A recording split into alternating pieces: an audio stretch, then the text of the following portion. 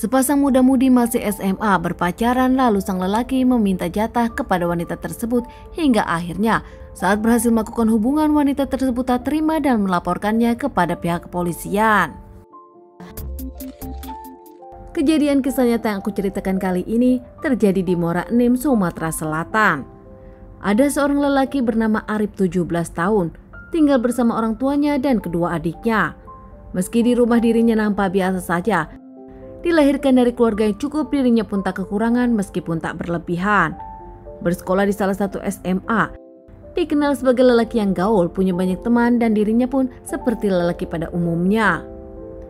Arif sendiri punya teman sekolah bernama Ica, wanita yang dikenal cantik dan banyak yang mengagumi. Saat itu seperti lelaki pada umumnya, Arif sendiri nampak mengagumi Ica. Tak mau diam saja, Arif pun akhirnya memberanikan diri, mengungkapkan kalau dirinya serius menyukai Ica dan mengungkapkan rasa cintanya. Saat itu kebetulan saat Arif mengungkapkan cintanya tepat bertepatan hendak mau menuju bulan Ramadan. Ica yang di awal tak yakin menganggap kalau Arif main-main saja, namun akhirnya Ica pun menerima Arif sebagai pacarnya. Mendeklarasikan kalau mereka berpacaran, bahkan teman-teman mereka pun tahu mereka berpacaran. Menerima cinta Arif dan keduanya pun nampak bahagia saling mencintai. Pacaran anak SMA, jalan-jalan bersama dan sering bertemu di sekolahan. Meskipun saat itu bulan Ramadan, namun tetap mereka bersekolah dan mereka bertemu.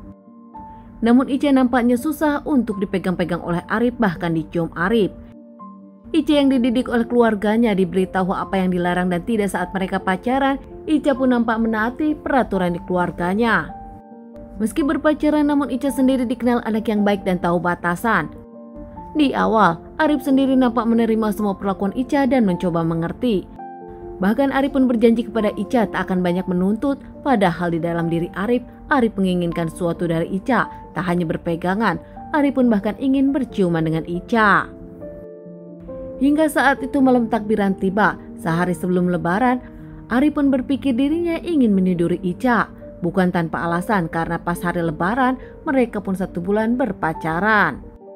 Hingga tiba saat lebaran 13 Mei 2021, semuanya nampak merayakan Idul Fitri. Saat sebelum ke masjid, Ica pun mendapatkan pesan dari Arif mereka akan bertemu di pondok kafe setelah mereka sholat Id. Usai Ica maaf-maafan dengan keluarganya, Ica pun meminta izin kepada sang ayah untuk keluar dulu sore hari nanti. Bahkan ayahnya pun tahu kalau Ica akan bertemu dengan salah satu temannya. Sore harinya akhirnya Ica pergi keluar dan bertemu dengan Arif di kopi tempat mereka janjian. Saat itu nampak tempat sepi dan mereka memang berdua saja.